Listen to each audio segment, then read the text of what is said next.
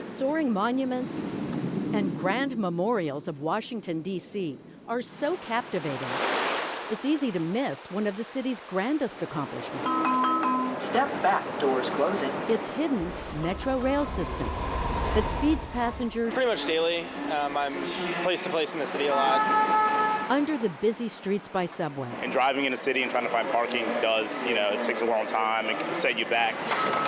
Below rivers and back and forth to surrounding states. I leave my house in Fairfax City, Virginia, drive to Vienna Station, which is the end of the Orange Line, ride the Orange Line straight into D.C. without having to transfer. As a health editor for an online news service, Carl Eisenhower prefers to begin and end his day on a train instead of a highway. I can sit, I can read a book, I can read the news instead of sitting behind the wheel of a car staring at the bumper of the car in front of me. Well, sometimes he can sit.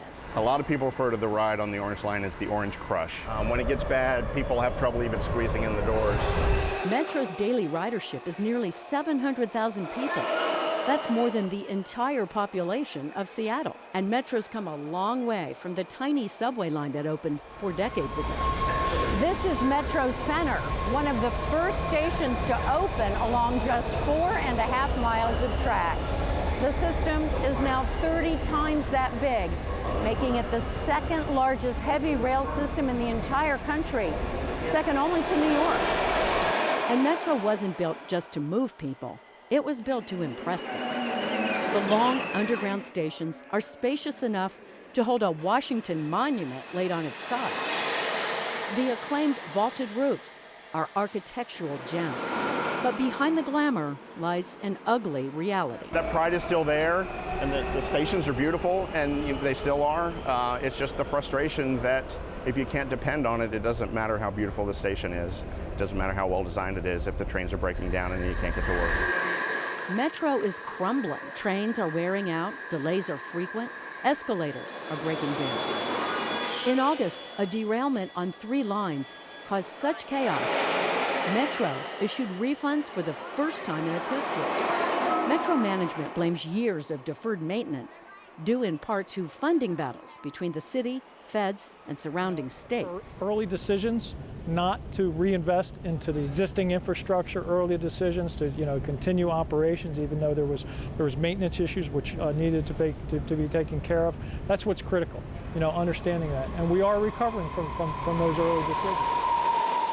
But even 3 years into a $5 billion rebuilding effort, Metro is still struggling. They've got such a huge backlog of repairs that need to be made, updates that need to be made, that no matter how much work they do, it just doesn't get better. There's clearly a lesson here for Seattle as it extends its 16-mile light rail line north and east and looks to a possible $15 billion expansion. Look at the long view and take the big picture and say this is an investment that we need to make to be able to compete 40 years from now. Is it fair to say you can't just build it, you also have to make sure you've got the money to maintain it as you go? Absolutely, absolutely. Transportation for America helps cities brainstorm solutions. Despite its stumbles, Steve Davis says Metro can teach Seattle a lot about how to build a rail system that will transform neighborhoods. It was a great bit of foresight on behalf of D.C. When developers set their sights on building a livable, workable, walkable urban village in an industrial area of D.C., city leaders said yes, with one condition. The traffic is too bad, it's built out, we can't throw up a bunch of big buildings without some way to carry the traffic load. So the people that own the property actually kicked in about 20% of the cost of the metro station. Pay attention, Seattle.